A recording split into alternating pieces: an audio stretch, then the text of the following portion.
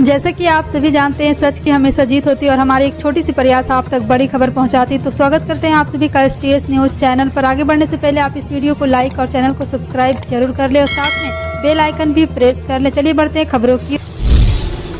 बता दें, गौतम बुद्ध नगर में धारा 144 लागू की गई है। नोएडा पुलिस के मुताबिक 31 मार्च तक जिले में यह प्रतिबंध लागू रहेगा।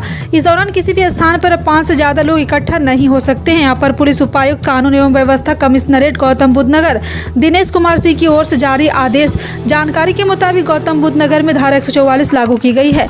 मार्च माह में आने वाले त्यौहार होलिका दहन, होली, शब बारात, नवरात्र और रामनवमी के पर्व को देखते हुए असामाजिक तत्वों द्वारा शांति भंग की जाने की आशंका होने के कारण और कोरोना प्रोटोकॉल के दृष्टिगत जिले में धारा 144 के तहत सुरक्षा के दृष्टिगत दिनांक 1 मार्च 2023 से 31 मार्च 2023 तक निषेधाज्ञा लागू रहेगा। आबकारी घोटाले में CBI कस्टडी में चल रहे पूर्व डिप्टी CM मनीष सिसोदिया मामले पर बीजेपी लगातार आम आदमी पार्टी पर हमलावर है।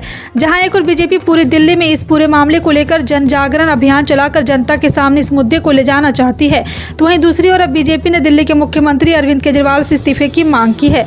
बीजेपी प्रवक्ता गौरव भाटिया ने कहा है कि इस पूरे मामले पर बने ग्रुप ऑफ मिनिस्टर जिसने ये आबकारी नीति बनाई है और इसको लागू करने मुख्यमंत्री अरविंद केजरीवाल के आदेश है, इसलिए इनकी जाँच होने तक इस्तीफा दे देना चाहिए। माइक्रोसॉफ्ट के सह संस्थापक बिल गेट ने बुधवार को दिल्ली में केंद्रीय स्वास्थ्य मंत्री मनसुख मांडविया से मुलाकात की। स्वास्थ्य मंत्री ने ट्वीट करते हुए लिखा है कि बिल गेट ने भारत के कोरोना प्रबंधन, वैक्सीन और आयुष्मान भारत डिजिटल मिशन जैसे डिजिटल स्वास्थ्य पहलों की सराहना की है। हमने G20 में भारत के स्वास्थ्य प्राथमिकता, PM भारतीय और जन औषधीय परियोजना और ई संजीवनी के बारे में भी चर्चा की है। और आपको बता दें कि यहाँ पे बिल गेट ने कहा है कि भारत एक बेहतरीन डिजिटल नेटवर्क है। भारत सबसे सस्ता 5G बाजार होगा। भारत की G20 अध्यक्षता के तहत बुधवार को जुझारू और समावेशी अर्थव्यवस्था का निर्माण, डिजिटल सार्वजनिक बुनियादी ढांचे का वादा किया गया है। राजधानी के आश्रम DND एक्सटेंशन फ्लाईओवर को सोमवार यानी 6 मार्च से खुलेगा। बता दें कि आश्रम फ्लाईओवर को निर्माण कार्य की वजह से नए साल पर 45 दिनों के लिए बंद कर दिया गया था। अब 2 महीने बीत गए हैं लेकिन निर्माण कार्य पूरा नहीं हो सका। निर्माण कार्य में देरी का असर यातायात पर लगातार दिख रहा है। लोगों को हर रोज जाम से जूझना पड़ रहा। दरअसल आश्रम फ्लाईओवर को DND फ्लाईओवर से जोड़ा जा रहा है। इसके लिए आश्रम फ्लाईओवर पर 1 जनवरी 2023 से निर्माण कार्य शुरू किया गया था। कर्नाटक में इस साल मई में विधानसभा चुनाव होने हैं। दक्षिण राज्य में सत्ता हासिल करने के लिए बीजेपी हाई वोल्टेज चुनावी ड्रामा कर रही है। जी हां, आपको बता दें कि शीर्ष केंद्रीय मंत्री और पार्टी के नेताओं पर इस अभियान की जिम्मेदारी है। चुनाव के मद्देनजर PM मोदी कर्नाटक का समय समय पर दौरा करते हैं। सोमवार को अपनी यात्रा में PM मोदी ने शिवमोगा में एक एयरपोर्ट का उद्घाटन किया, साथ ही बेलगावी में कई परियोजनाओं का शुभारंभ किया। सत्तारूढ़ दल ने राज्य के चारों कोनों में विजय संकल्प यात्राओं की योजना भी बनाई है। बीजेपी प्रमुख JP नड्डा ने बुधवार को चामराजनगर में माले डेजर हिल से पहली विजय संकल्प यात्रा की शुरुआत की है। रंगों के त्यौहार होली से पहले घरेलू गैस सिलेंडर की कीमत में 50 और वाणिज्यिक LPG सिलेंडर में 350.50 रुपये की वृद्धि हुई है। हिमाचल प्रदेश में होम डिलीवरी समेत अब 1205 रुपये में घरेलू गैस सिलेंडर मिलेगा, जबकि वाणिज्यिक गैस सिलेंडर के मार्च के लिए दाम 2300 रुपये तय हुआ है। राजधानी शिमला में मार्च में घरेलू गैस सिलेंडर का दाम 1150 रुपये तय हुआ है। घर तक सिलेंडर पहुँचाने का 55 रुपये शुल्क लगेगा। प्रदेश के अन्य जिलों में होम डिलीवरी के चार्ज अलग अलग हैं। वाणिज्यिक सिलेंडर महंगा होने के ढाबों, रेस्तरां और होटलों में खाने पीने की चीजें महंगी हो सकती है। इस माह होली का पर्व है, ऐसे में रंगों और इस त्यौहार को मनाने के लिए पकवान और मिठाइयां खरीदना महंगा हो सकता है। दिल्ली के उपराज्यपाल VK सक्सेना को मुख्यमंत्री अरविंद केजरीवाल के मंत्री कैलाश गहलोत और राजकुमार आनंद के नए विभाग आवंटित करने के प्रस्ताव को मंजूरी दे दी गई। केजरीवाल ने गहलोत को 8 और आनंद को 10 विभाग आवंटित करने का प्रस्ताव भेजा था। दरअसल मनीष सिसोदिया और सत्येंद्र जैन के इस्तीफे के बाद दोनों के विभाग खाली हो गए थे। अब उनके विभागों का कार्यभार कैलाश गहलोत और राजकुमार आनंद को दिया गया है। बिहार विधानसभा के बजट सत्र का तीसरा दिन है। सदन में आज वैशाली में शहीद बेटे का स्मारक बनाने पर पिता को जेल भेजने के मामले पर जमकर हंगामा हुआ। बीजेपी विधायकों ने वेल में आकर प्रदर्शन किया। तेजस्वी के भाषण के दौरान विधायकों ने कुर्सियां उठा ली, सरकार शर्म करो, सम करो के नारे लगाए और यहां हंगामे के बाद बीजेपी विधायक ने सदन में वॉकआउट कर दिया है। वहीं लंच के बाद विधानसभा में बोलते हुए इस मामले में नीतीश कुमार ने कहा है कि आज ही रक्षा मंत्री राजनाथ सिंह से बात हुई, आरोपियों के खिलाफ कार्रवाई होगी। विश्व मौसम विज्ञान संगठन ने वैश्विक तापमान में संभावित वृद्धि की चेतावनी जारी की है। WMO के महासचिव पेट्रेली तालस ने कहा है कि अगर हम अब अनिले और चरण में प्रवेश करते हैं तो इससे वैश्विक तापमान में वृद्धि होने की संभावना है। तालस ने कहा है कि 21वीं सदी तक पहला ट्रिपल डिप ला नीना खत्म होने वाला है। उन्होंने कहा है कि ला नीना के प्रभाव से बढ़ते वैश्विक तापमान पर एक अस्थायी ब्रेक लगा दिया गया था। आबकारी नीति मामले में मनीष सिसोदिया की गिरफ्तारी के बाद दिल्ली की राजनीति गर्म है। मुख्यमंत्री अरविंद केजरीवाल ने बुधवार को मीडिया से बात करते हुए कहा है कि मेरी बहुत से लोगों से बात हुई है, जनता में बहुत रोष है। उन्होंने कहा कि जनता कह रही है कि बीजेपी वाले क्या कर रहे हैं, जिसको मर्जी पकड़कर जेल में डाल देते हैं। पीएम मोदी पर हमला करते हुए इन्होंने कहा है कि प्रधानमंत्री जी ने हमारे दो सबसे अच्छे मंत्रियों को गिरफ्तार कर लिया, सत्येंद्र जैन जो हमारे स्वास्थ्य मंत्री थे और मनीष सिसोदिया जो शिक्षा मंत्री थे, उन्हें गिरफ्तार कर लिया। इन दोनों मंत्रियों पर केवल आम आदमी पार्टी को नहीं पूरे देश के गर्व है। इन दोनों मंत्रियों ने पूरे दुनिया में अंदर देश के नाम रोशन किया। सत्येंद्र जैन ने मोहल्ला क्लिनिक का मॉडल दिया था। भारतीय जनता पार्टी के वरिष्ठ नेता और हिमाचल प्रदेश के पूर्व मुख्यमंत्री शांता कुमार ने भ्रष्टाचार के आरोप में घिरे आम आदमी पार्टी नेता मनीष सिसोदिया की साफ सुथरी छवि के लिए सराहना की है। इसके साथ ही उन्होंने कहा है कि संभव है कि उन्होंने पार्टी और चुनाव के लिए पैसा इकट्ठा करने के वास्ते ये सब किया हो। अपनी टिप्पणी से पार्टी के लिए असहज स्थिति पैदा करने वाले शांता कुमार ने कहा है कि आपने केंद्र सरकार की नाक के नीचे दिल्ली में बीजेपी को हराकर सरकार बनाई थी। उन्होंने कहा है कि आप सरकार ने 5 साल तक काम किया और फिर सत्ता में वापसी की, जो एक बड़ी उपलब्धि है। बाएं हाथ के स्पिनर मैथ्यू कुहनेमैन ने अपने दूसरे ही टेस्ट में 5 विकेट चटकाए और फिर सलामी बल्लेबाज उस्मान ख्वाजा ने अर्धशतक जड़ा, जिससे ऑस्ट्रेलिया ने तीसरे टेस्ट क्रिकेट मैच के पहले दिन बुधवार को इंदौर में पहली पारी के 4 विकेट पर 156 रन के साथ भारत पर 47 रन की बढ़त बनाकर अपना पलड़ा भारी रखा।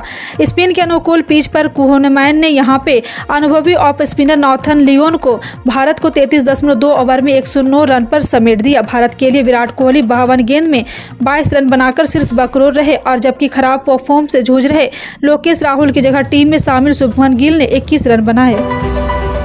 G20 देशों के विदेश मंत्रियों की आज और कल दिल्ली में अहम मीटिंग होने जा रही है। इस मीटिंग से पहले बुधवार को ब्रिटेन के फॉरेन सेक्रेटरी जेम्स क्लेवरली ने भारतीय विदेश मंत्री एस जयशंकर से मुलाकात की। क्लेवरली ने इस दौरान 14 फरवरी को BBC के दिल्ली और मुंबई स्थित दफ्तरों पर आयकर विभाग के सर्वे का मुद्दा उठाया।